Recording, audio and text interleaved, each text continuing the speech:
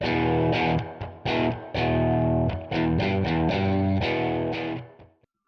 and welcome to a bit of a new experience. Normally I play games, but today I'm going to be taking through the indie world and having a look at a load of the hidden gems in the indie world.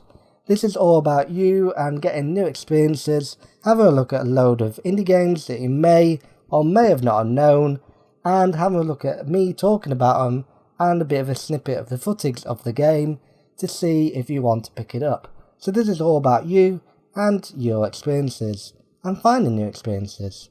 So I hope you enjoy this video.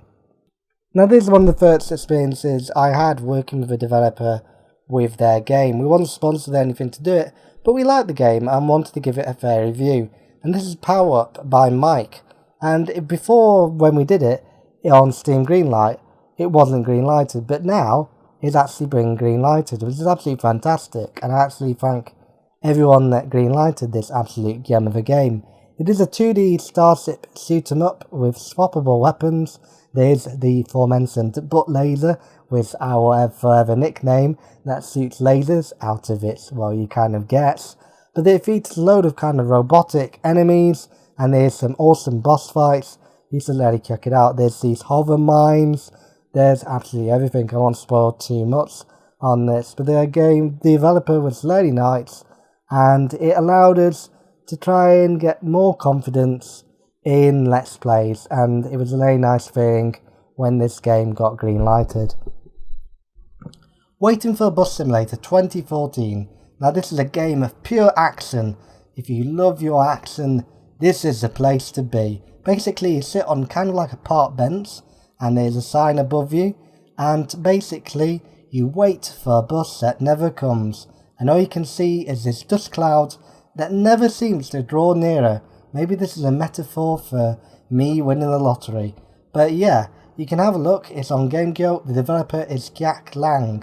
And it is an amazing thrill for waiting for that damn bus. And you can see a little bit of a snippet of it here. And you can click the little tiny thing to go to the video if you really do like to. But it was an amazing kind of experience just for the kind of novelty kind of toy kind of experience it was, and I really appreciated that joke, and you can see it in my commentary for that video. Super Amazing Wagon Inventor looks retro, but is actually quite a new game. Basically it's a randomly generated adventure with 2D shooting elements. You get a variety of different wagons which are quite funny, from fairy tale wagons to the standard wagon that just shoots a bullet to the glitz.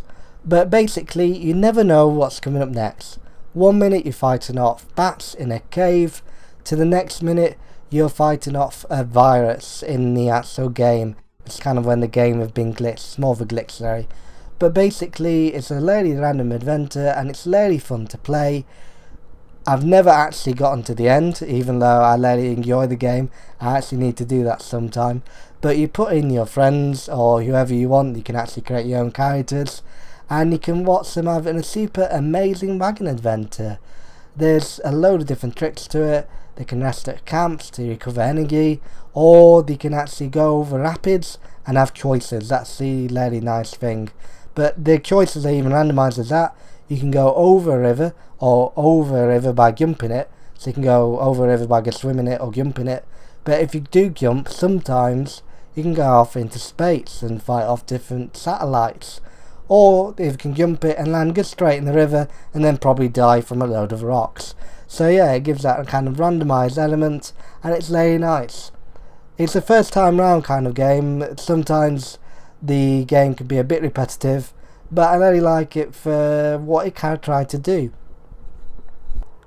I'm a big fan of robot action. If you put robots into a game that's buildable and you go to war with other robots, then that's absolutely fantastic with me, and I'll play it all day long. But this is Robocraft. Basically you construct a robot, and it's kind of like Mars kind of experience on a different planet. So it's got sci-fi elements mixed with robot building. You put it to the test. They've got different classes of robots, such as land, air ones, and also proper air ones with planes. So you've got hover variety and proper planes, and you have to compete with other players.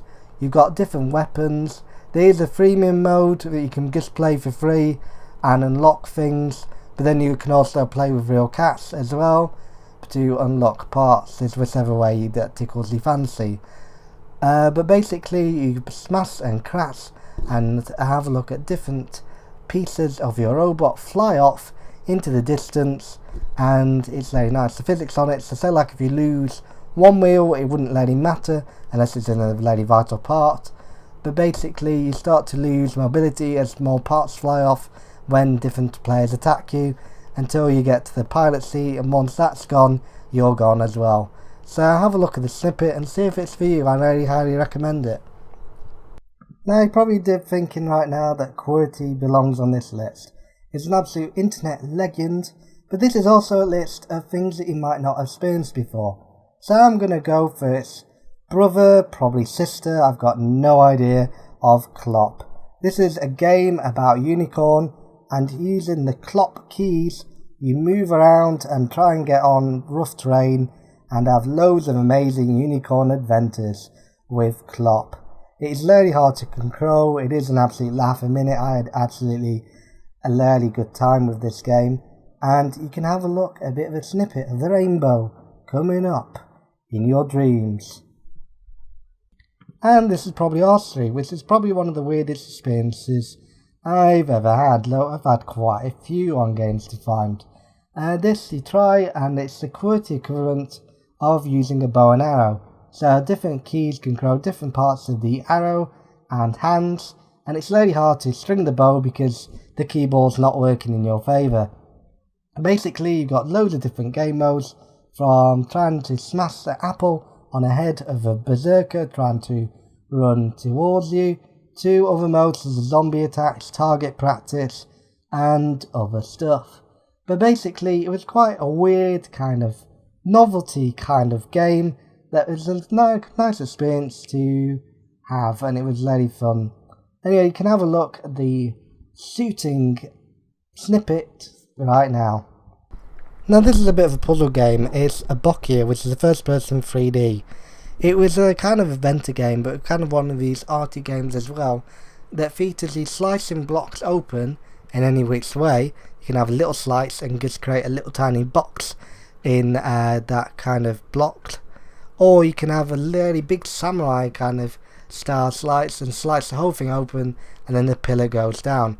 You could also create blocks as well to try and complete different things. You had monoliths in the game that had puzzles in them to try and get to the next bit. So if you kind of like art mixed with a bit of puzzle, mixed with a first person 3D game, then this is for you. It's more about the exploration of the space that you're presented with, and trying to get solutions to your problems you face in the game. So it's very nice, and you should have a look. I'll put a bit of a snippet or a bit of a blocklet right up. European Truck Simulator, and this has been quite a journey for me because this is about the second game I've played on Games to Find, and my commentary's changed quite a lot since then. But basically you play as a European truck company and have to make managerial decisions, but also get to play as a truck driver, driving the goods and services from one city or depot to another city or depot. It is really quite fun, and the managerial aspects adds another dimension to it. You can also manage your trucks, from getting adaptations to your trucks to buying and selling new ones from different truck manufacturers. The game's quite nice for commentaries that you can roll around on a road trip and comment on everything you see. But the truck has a lot of downsides, from maintenance to fuel. You probably get stuck somewhere, to crashing over and doing quite a belly flip, which is unusual for a truck. But that has got some of the most funny moments that I've ever done of Let's Plays, and you can see the whole lot. I did about 3 videos of it, and I'm planning to do more in the future sometime soon. As this is about gaining new experiences for yourself, there's no order to this list, but this is Dr. Clover. They collect gems around a starship, and you have to complete puzzles. You do this by moving blocks around. Once you collect all the gems in the level, you can move on. You have 3 individual characters, and they have special powers to defeat the main arch enemy of the game, Dr. Korvac.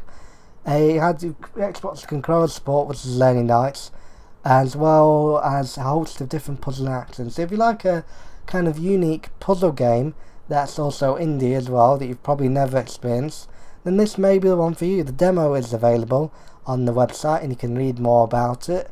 It was designed for everything from Mac, PC and console as well, coming up with the console version. But it featured kind of like this blue alien, and it was a very nice kind of experience in space, and everyone loves space. I hope you've enjoyed this kind of unique kind of video we've done, and I hope it's opened and broadened your horizons to the indie world and to give you some new experiences that you've probably never played before. So I hope that's done its justice. If you like what you see, please subscribe. You don't have to, but please do, it helps out. Give it a like, give comments, do whatever really. We do answer comments as quickly as possible, even if it's what's your flavour ice cream and you put strawberry down in the comments. I've got no bother whatsoever what you put down there, so put everything. Enjoy. Now this is the thing about a robot bartender. This is drunken robot pornography, which features epic boss battles against titans using different weapons, and there's a lot of laser effects. So if you really like strobe lighting, this is the place to be. I don't know what kind of people do love strobe lighting to that effect. But basically, you gave your robot bartender sentence, and now he's gone on an absolute rampage to destroy the city. This is a very nice actiony kind of game. It featured really nice epic kind of boss battles and kind of little of those as well. There was like these hover mines in the video I did, and that was really nice. But you can have a look, and I'll put a little bit of a snippet up now.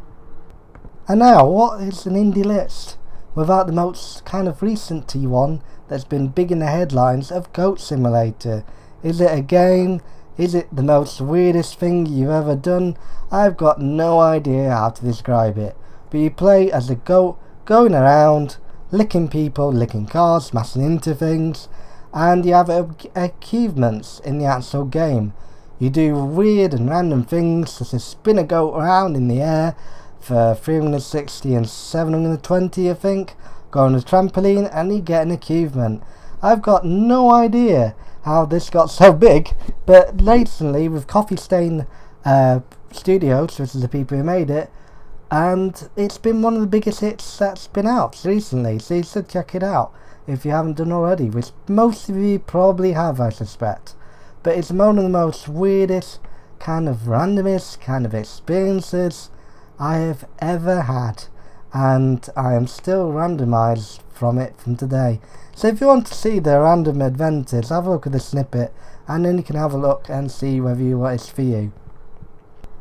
Right, I haven't got a snippet of this because it's something I'm going to do in the future, hopefully. With a bit of luck, hopefully the developers let me do it. But this is Jazz Punk, and this is a weird game. It's impossible to explain without actually playing it yourself. But you have a look, and there's different levels, and you have to kind of do the main objective, but the main objective is not really the prize.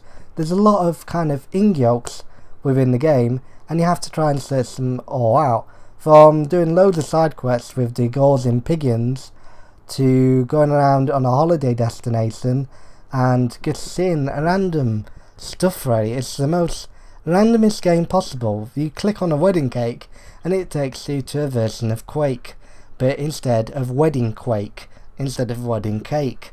And I think this is the most randomest thing I have ever been on. It's the most randomest journey I have ever seen, so be sure to check that out. I haven't got a snippet of this one because it's coming in the future, but as soon as it does, you'll see a box at the top of the screen. You can click it and go to the video. So if I get the chance to play it, it'll be on above. But I've included it in this video because I've been really enjoying it recently, and I've just got around to play it with it being on a Steam sale recently. I've had a look at it and it's absolutely fantastic. Now this is Bugbear Entertainment's next car game, and this was made from the makers of Flat Out, and these were games that you had human bowlings with cars, and it was all really fun games. But this really amazed me in my let's play of the game, that the key thing was the physics engine of the cars splattering around into bits, and that was very nice. The physics on that game was absolutely incredible that I've never seen before, and the playground was one of the most funnest things, even though it was a demo version that we were playing at the time. Just to see your car get smashed to bits by car crushers or giant spiders or flying around into a baseball hoop. That was the most amazing experiences I've ever had in a racing game, and people need to see this and have a look at it. So the actual snippet of the game is racing to you right now. Now there's a game that needs no introduction. It's Octodad, and probably most people actually know this. You can crow a dad who's probably not in control of his life, who's actually octopus, but nobody knows that he's an actual octopus. I did a few videos on this. I've done 2 videos and 1 mod showcase, which was pretty nice, and it featured everything from Frozen to zero gravity groceries. So if that's your thrill, have a look.